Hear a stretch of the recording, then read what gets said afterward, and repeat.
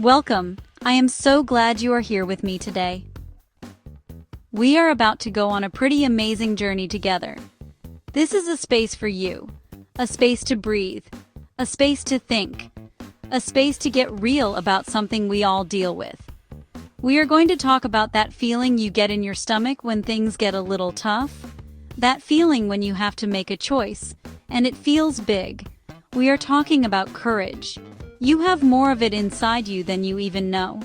This is designed for you, the incredible students getting ready to take on the world. This isn't your typical classroom lesson. No boring lectures here. We're going to keep it real. Keep it energetic. Keep it 100% you. This video is for the dreamers, the thinkers, the artists, the athletes, everyone in between.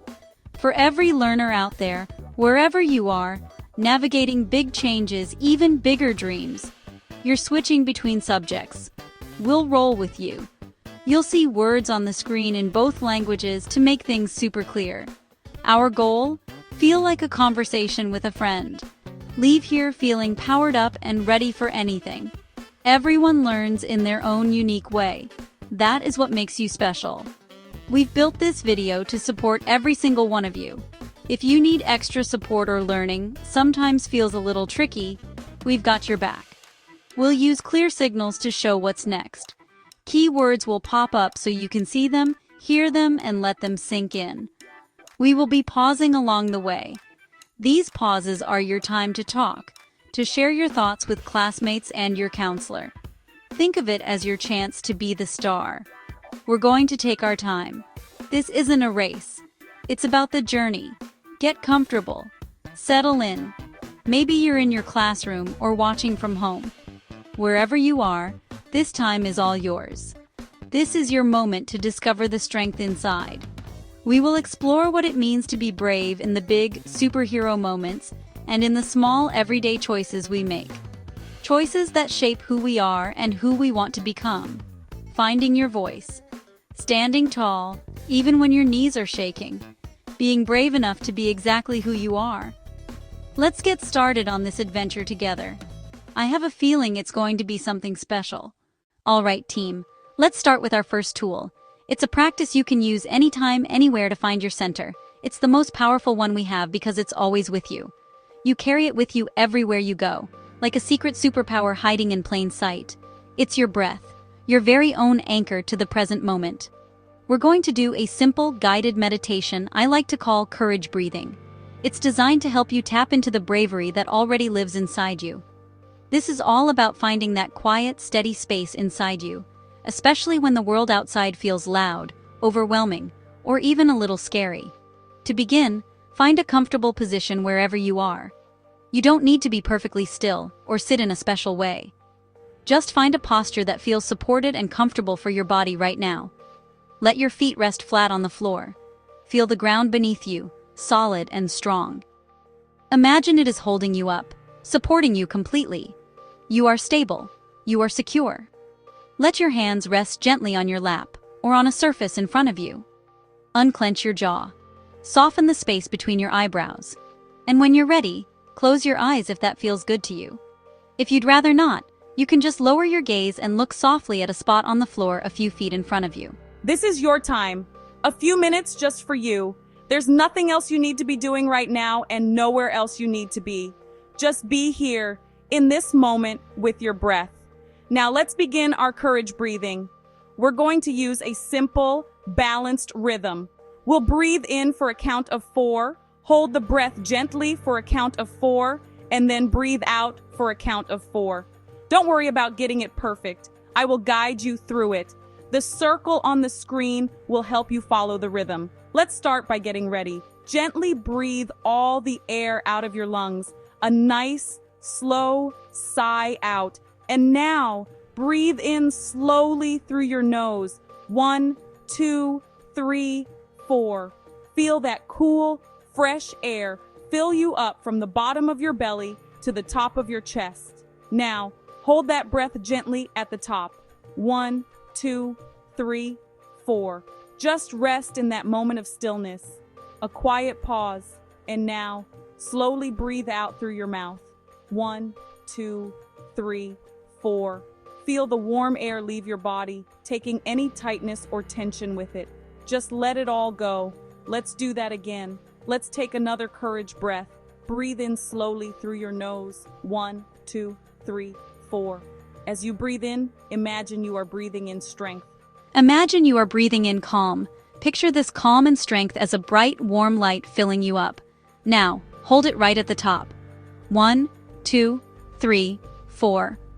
Feel that strength and calm spreading through your whole body, from the tips of your toes all the way to the top of your head.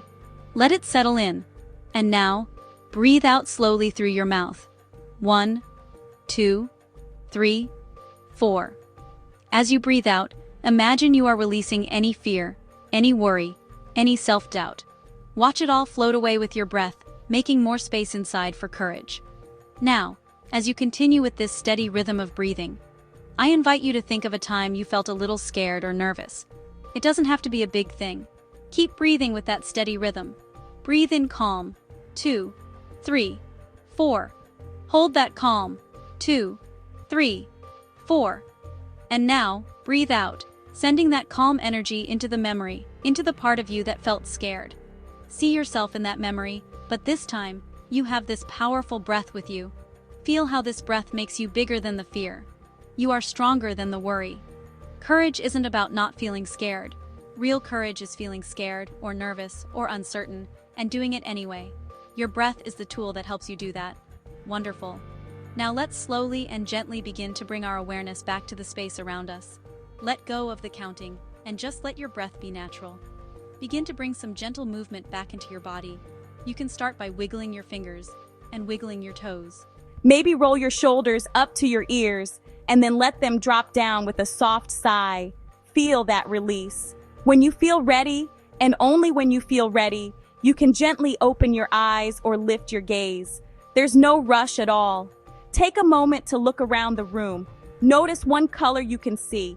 Notice a shape. Notice how the light falls in the space. Notice the people you might be sharing this space with. You are all here together, and you all just shared this quiet, powerful experience. That quiet strength you feel right now, that sense of calm, that's you. That's not something I gave you. It's a power that has been inside you all along. Remember this feeling. Carry it with you. Remember that you can create this feeling for yourself whenever you need it, just by returning to your breath and connecting with your own incredible courage. Welcome back, everyone. I hope you are feeling calm, centered, and strong after our courage breathing session. Taking a moment to connect with our breath is a simple but incredibly effective way to ground ourselves, especially when life feels a little chaotic or uncertain. You now have a powerful tool to use whenever things feel overwhelming. It's a personal anchor you can access anytime, anywhere, just by focusing on your breath. But now, let's talk about why we need that tool. Why is it so important to be able to find our center? It's because life constantly asks us to be brave. So let's get into the heart of our topic today. Courage. When you hear that word, what comes to mind? Maybe you think of a superhero in a blockbuster movie, a firefighter rushing into a burning building, or a world-class athlete pushing their limits.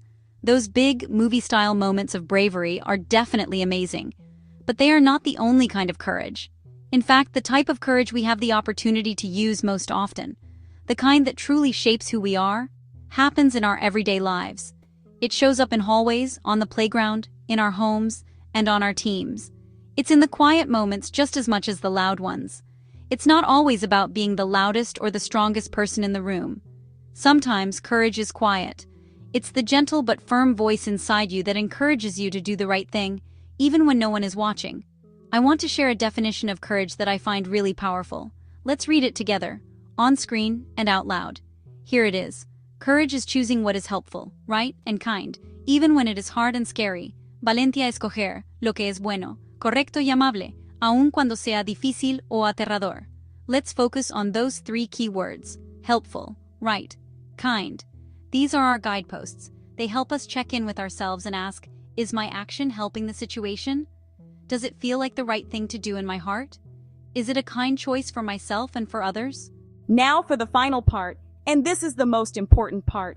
Even when it is hard and scary, this is what makes it courage. If it wasn't hard or scary, it would just be easy. This phrase unlocks everything. All right, let's put our definition to the test with a real-life scenario. Imagine you're in a busy lunch area. It's loud, everyone's talking with their friends, and you're settled in at your table. You look over and see someone named Alex. He is sitting all alone. He's new to the area and seems pretty quiet and reserved. Then a group walks toward him. You can tell from their body language that they're not being friendly. The leader of the group leans over and says something mean. You see Alex flinch and look down at his tray, trying to become invisible. The leader then grabs something off Alex's tray, a bag of chips or a cookie. They toss it to a friend and they start playing keep away with it, laughing as Alex just sits there, humiliated. Your stomach drops. You feel that hot, prickly feeling inside. It's a feeling of unfairness. Your heart starts beating a little faster. Your friends at your table see it happening too. Everyone just watches, frozen. A voice in your head says, "Don't get involved. You'll just make them mad at you." That's fear talking. It's trying to keep you safe. But then another quieter voice whispers, "That's not right. That's your conscience. That's your sense of kindness." You decide you can't just sit here and do nothing. You choose courage. You take one of those deep breaths we practiced. You look at your closest friend and say quietly, "Hey, will you come with me?" You walk right up to Alex, ignoring the other group, and say something simple and kind. "Hey Alex, how's it going? We have an extra seat at our table. Do you want to come hang out with us?" You are offering an escape. More than that, you are offering friendship and belonging. In that moment, you just showed more strength in that single kind action than the bullies did with all their taunts. You changed the entire dynamic without a single angry word. That is everyday courage. All right, team. Now it's your turn to power up and reflect on this. Let's pause here for a moment. Think about these questions. First, what are some of the scared or nervous feelings you might have in a situation like that? What does that fear feel like in your body? And second, what are some other helpful, right and kind choices you could make in that moment? Take a few minutes to think about this on your own, or talk it over with a friend or family member. There are no wrong answers here. The goal is just to explore the feelings and the choices. When you finish, press play to continue. Take it away. Welcome back. I hope you had an amazing discussion. It's powerful to realize how many options we have when we stop and think. Now we are going to look at a different kind of courage, one that can be just as challenging. The courage to be imperfect and to own our mistakes. Imagine this. You're working on a project with a partner. You're focused, maybe you move a little too quickly, and you accidentally knock an important piece of equipment off the table. It falls to the floor with a terrible crash. The room goes silent. Everyone turns to look. Your heart sinks. You quickly pick up the equipment, and your worst fear is confirmed. You see it. There's a big crack. It's broken. Oh no, I'm going to be in so much trouble. My parents will be upset. I'll have to pay for it. All of these worst-case scenarios start flooding your brain, making you feel panicked and small. Your fear is screaming at you to hide it. Maybe you could put it back and pretend it was already broken. Maybe you could blame someone else. But let's pause. Let's take a breath, just like we practiced. And let's go back to our definition of courage. What is helpful, right, and kind? You choose to ignore that panicked voice telling you to hide or to lie. That's not helpful, right, or kind. You turn to your partner, who looks just as worried as you feel. You say, "Okay, we broke it. We need to tell the adult in charge." Now together, you have to face the consequences. Your legs might feel like jelly as you walk up to the desk. This is the hard and scary part. Your mind is still racing, but you keep walking. You take another breath and say, "I'm so sorry. We were working on the project and I accidentally knocked this off the table. It's broken." The adult in charge might be disappointed about the broken equipment. That's understandable. But they'll also see your honesty. They'll see you took responsibility. They might say something like, "Thank you for telling me the truth. Accidents happen, but I really appreciate your courage and honesty." In that moment, you build trust. Okay, let's hit pause again. That was a different kind of scary, wasn't it? The fear of getting in trouble is a really powerful feeling. Here are your next prompts. First, why is it so hard to admit when we've made a mistake? What are we afraid of? And your second question is, how does it feel when someone is honest with you, even when they've done something wrong? How does that build or break trust? Take some time to think about these questions. You can write down your thoughts or share them with someone. Think about a time you made a mistake and a time someone was honest with you. When you're ready, press play, and we'll move on. Great job, everyone. Keep digging deep. All right, welcome back. We've been talking about courage and how it shows up in our lives. Now, we are going to talk about a specific kind of challenge that everyone faces at some point: starting something new. Think about that feeling. You've finally gotten comfortable somewhere. You know the ropes, you feel like you belong. You're a big fish in a small pond. And then, suddenly, you're about to become the new kid all over again. Whether it's joining a new team, moving to a new town, or starting at a new school, you're back at the beginning, where you might be the youngest or least experienced one in the room. It can feel like all your confidence just vanishes. But guess what? This moment of newness is also filled with incredible opportunities. It is a chance to meet new people who could become lifelong friends. It's a chance to discover new interests you never even knew you had, and to reinvent yourself a little bit. You get to decide who you want to be in this new space. It's like leveling up in a video game. The world gets bigger, the challenges are tougher, but the rewards, the skills you gain, the friends you make, the person you become, are so much greater. It's a chance to grow in ways you can't even imagine yet. Let's get real about what feels scary.